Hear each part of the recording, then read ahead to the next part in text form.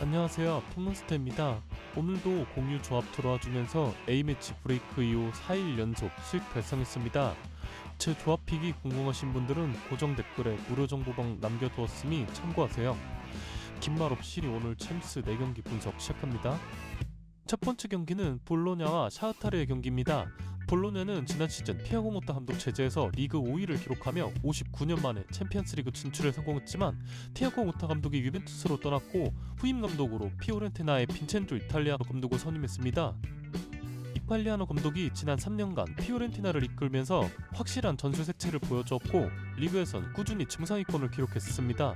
우승의 앞에서는 운이 따라주지 못했지만 그래도 유로파 컨퍼런스 리그 2번의 준우승과 코파 이탈리아 준우승을 기록하며 저 개인적으로도 꽤나 좋아했던 감독이었는데요. 하지만 이번 시즌 볼로냐에 와서는 개막 이후 지난 리그 4경기에서 아직까지 승리가 없는 모습인데 나폴리 원정에서 3대0 대패를 당한 이후 간등권을 전전하는 엠폴리전 무승부, 그리고 직전 승격팀 코모 원정에서도 2대2 무승부를 기록했습니다.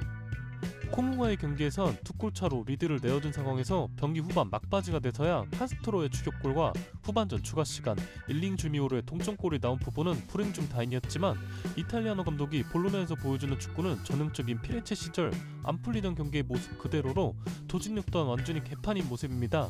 리그 초반이긴 하지만 벌써부터 후임 감독에 대한 얘기가 스멀스멀 올라오고 있는 상황이죠. 샤흐타르는 우크라이나 리그의 전통 강호로 미국 우승 16회에 빛나는 팀이며 지난 21-22 시즌부터 3연속 미국 우승을 기록 중이기도 합니다. 샤흐타르는 꾸준히 챔피언스리그에 등장하는 팀이고 유망한 선수들을 발굴해내고 또 잘 키워내서 빅리그에 비싸게 판매하는 클럽으로 유명하죠.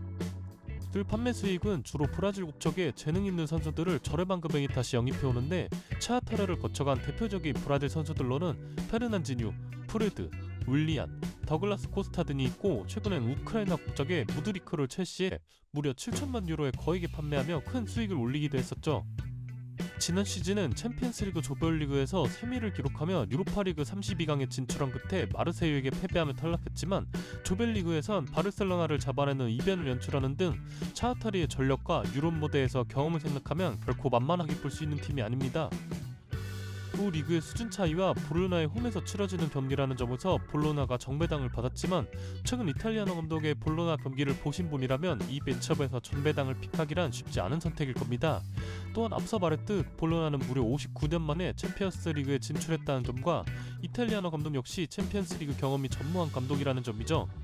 샤흐타르가 이번 시즌 개막 이후 리그에서 3승 0무 2패로 리그 7위까지 떨어져 있는 모습인데 샤흐타르에 대한 정보는 많이 없지만 현재 정신 못 차리고 있는 이탈리아노 감독의 볼로냐라는 점과 샤흐타르의 풍부한 챔피언스리그 경험을 높게 사서 역배당 가능성까지 보고 있는 경기이고 유튜브 추천픽은 안정하게 샤흐타르의 플러스 0.5캡 순위로 추천드립니다. 두 번째 경기는 클럽 브리에와 도르트문트 경기입니다. 벨기에의 명문팀 클럽 브리에는 꾸준하게 유럽 대항전에 이름을 올리고 있는 팀으로 지지난 시즌에는 챔피언스리그에서 꽤나 놀라운 성적으로 16강 토너먼트에 진출했던 것이 기억이 나는데요. 당시 포르투, 레버쿠젠, AT 마드리드가 포함된 조에서 조별리그 6경기 중 무려 5경기에서 클린시트를 기록하는 엄청난 수비 집중력을 보여주며 쟁쟁한 팀들을 제치고 16강에 진출했었습니다. 물론 과거 리버풀에서 활약했던 시몬 미뇰레 골키퍼의 엄청난 선방슛과 한몫했었지만요. 하지만 운빨이 다 떨어졌는지 16강에서 벤피카를 만나 합계 스코어 7대1로 크게 패배하며 탈락했었죠. 지난 시즌은 유로파 컨퍼런스 리그 4강까지 진출했으며 피오렌티나와 접전 끝에 합계 스코어 3대4로 결승전 진출에는 실패했었죠. 리그 개막 이후 3경기 무승으로 출발했으나 챔스를 앞두고 리그 4연승을 기록하며 분위기가 좋은 상황에서 호버 도르트문트를 맞이합니다. 11명의 기대되는 젊은 감독이죠. 36세 누리사인 감독이 이끄는 도르트문트는 이번 시즌 공시전 3승 2무 0패를 기록 중이며 직전 경기 물이 오른 하이덴하임을 상대로 경기 초반부터 도니엘 발런과 아데에미의 득점이 나와주며 4대2 스코어로 승리했습니다. 특히 이날 경기에선 지난 시즌 슈투트가르트 소속으로 리그 28골을 기록했던 세로 기라시가 도르트문트 유니폼을 입고 첫 선발 데뷔전을 치렀던 경기였는데요. 72분간 뛰면서 공격 포인트를 기록하지는 못했으나 최전방에서 볼을 안정적으로 키핑해주고 이선의 선수들과 보여주는 연계 플레이는 기라시가 앞으로 몸이 더 풀린다면 굉장히 위협적일 것 같다는 생각이 들었던 경기였습니다. 기라시의 영입 효과로 공격에서 플레이메이킹을 담당하고 있는 율리안 브란트가 가져갈 수 있는 공간이 많아졌다는 느낌이 들었고 브런트가 지휘하는 공격에서 좌우 윙포워드 아데미와 도니얼 말런의 좋은 공격 마무리들이 나오며 대량 득점에 성공할 수 있었죠. 누리사인 감독이 상당히 공격적인 축구를 한다는 점에서 이번 시즌 도르트문트 경기에서 오버를 선택하는 경우가 많을 것 같은데, 분명한 것은 뒷공간에 대한 약점이 분명히 존재한다는 점입니다. 클럽브리에는 최근 유럽 대항전에서 선수비 후역습 전술을 준비해왔었고 꽤나 효과를 봤던 전력이 있기 때문에 도르트문트는 이런 클럽브리의 역습 플레이를 조심해야 할 텐데, 실점한다 치더라도 직전 경기에서 기라시가 합류한 도르트문트의 다양한 공격 패턴이 너무나도 좋게 보여서 저는 도르트문트의 승리로 추천드립니다. 세 번째 경기는 맨체스터 시티와 인터밀란의 경기입니다. 맨시티는 프리미어리그 최초의 4연속 우승을 달성했고 이번 시즌에도 개막 이후 리그 4경기에서 4연승을 기록했습니다. 특히 엘링 홀란드는 벌써 9골을 기록 중인데 이번 시즌 정말 심상치 않는 모습이죠. 잘 만들어진 패스를 득점으로 연결시키는 것뿐만 아니라 어려운 상황에서도 직접 득점으로 만들어내는 능력이 대단합니다. 실제로 지난 리그 4경기에서 기대 득점값은 4.87xg로 실제 9골과 차이가 크게 나고 있죠. 상대 수비수들이 고구의 피지컬에 민첩함과 득점력까지 갖춘 홀란드를 상대하기란 여간 어려워 보입니다. 부상에서 돌아온 로드리도 직전 브렌트포드와의 복귀전에서 선발로 출전하여 전반전을 소화하며 서서히 폼을 끌어올리는 중이며 이번 이적 시장에서 크게 전력 누출이 없었고 일카이 귄도언과 사비뉴가 합류한 시티이기 때문에 이번 시즌에도 여전히 강력한 팀이 되지 않을까 싶습니다. 지난 시즌 리그에서 승점 94점을 쌓으며 리그 2위 밀란과 무려 승점 차이를 19점 차이를 내며 스쿠데토를 달성한 시모네 인자기 감독의 인터밀란은 지지난 시즌 챔피언스리그 결승전에서 맨체스터 시티를 만나 패배하며 정말 아쉬운 준우승에 그쳤었는데요. 당시 경기에서 디마르코의 헤더가 골포스트를 맞고 튀어나오고 그 세컨볼을 다시 헤더로 연결했었는데 에드르소 키퍼에게 세이브되었던 장면은 아직도 기억이 생생한데요. 인테르가 시티를 상대로 결승전 경기를 정말 잘 준비해왔었다는 경기라는 점에서 인테르 준우승이 정말 아쉬웠던 경기였죠.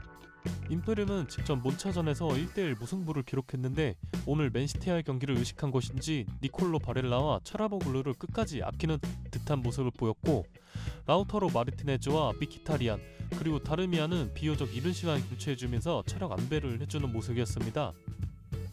지난 결승전과 비교했을 때 감독도 그대로고 스쿼드 단화도 크지 않는 두 팀인데 이 매첩에서 가장 화두는 최근 미친 폼을 보여주고 있는 엘링 홀란드를 어떻게 막을 수 있을지가 관건으로 보입니다. 기본적으로 인테르가 백스리를 사용하는 팀이라는 점에서 홀란드가 받는 압박이 평소보다 클 것이지만 홀란드에게 수비가 집중되면 다른 선수가 프리해진다는 상황이 나온다는 얘기가 될 텐데 지난 결승전에서 인테르가 크게 분위기를 내어주지 않고 경기를 잘 풀었던 것을 생각한다면 시티의 배당이 썩 마음에 들지는 않으나 시티의 홈경기이기도 하며 최근 엘링 홀란드의 존재감 하나만으로도 저는 맨체스터 시티의 승리를 추천드리고 싶네요. 네 번째 경기는 파리 생제르맹과 지로나의 경기입니다. 파리는 네이마르, 메시, 음바페가 차례로 팀을 떠났고 지난 시즌 루이스 엔리케 감독을 새로운 감독으로 선임하면서 세대 교체도 꽤나 잘 이루어짐과 동시에 리그 우승 및 챔피언스리그 4강에 진출하며 기대 이상의 시즌을 보냈습니다. 특히 준결승전 도르트문트를 상대로는 1, 2차전 합쳐 6번의 골대를 강타했던 것을 보면서 하늘이 이미 결승전 진출팀을 정해놓은 것이 아닌가 싶을 정도로 구름이 따랐던 파리였는데 음바페가 파리에서 보내는 마지막 시즌인 것이 유력했었기 때문에 결승전에 오르지 못한 부분은 정말 아쉬웠던 파리였죠. 사실 챔스 하나 보고 재계약을 하지 않는 킬리안 음바페를 FA로 풀어주게 되었는데 결과적으로는 아쉽게 되었습니다. 물론 파리가 그만큼 돈이 많은 구단이기 때문에 가능한 일이겠지만요. 이번 이적 시장에서도 많은 영입이 있었는데 젊고 유망한 10대 선수들 영입에 주로 투자한 모습이고 즉시 전력가물은 벤피카의 미드필더 주앙 네베스를 영입했는데 벤피카는 6번 미드필더로 최근에만 얼마만 버는 것인지 엔소 페르난데스 첼시 이적 이후 키워낸 주앙 네베스가 파리 생제르맹에 6천만 유로라는 거액이 판매되며 합류한 이후 안정적인 볼 소유와 패싱 능력으로 팀에 빠르게 녹아든 모습입니다.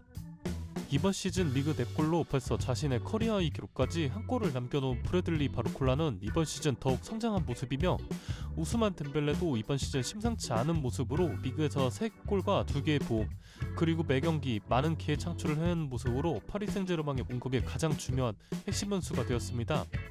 미첼 감독의 지로나는 지난 시즌 리그 3위로 구단 역사상 처음으로 챔피언스리그 진출에 성공했습니다. 하지만 아시다시피 지로나의 꿀매물들을 빅클럽들이 가만히 냅둘 리 없었고 도부비크, 사비뉴, 알레시 가르시아, 냥구토 등 핵심급 선수들이 모두 이적했으며 에릭 가르시아 같이 임대 이후 원소속 팀으로 복귀한 주축 선수들도 있습니다. 사실상 핵심급 선수들이 대거 노출되며 강제 리빌딩을 당한 상황에서 구단 역사상 첫 챔피언스리그를 이끌어가야 할 미첼 감독의 지로나인데요. 리그 개막 이후 2승 1무 2패를 기록하고 있으며 직전 경기에선 지난 시즌 더블을 기록했던 바르샤를 상대로 1대4 대패를 당한 후 파리 생제르맹 원정을 떠나게 되었습니다.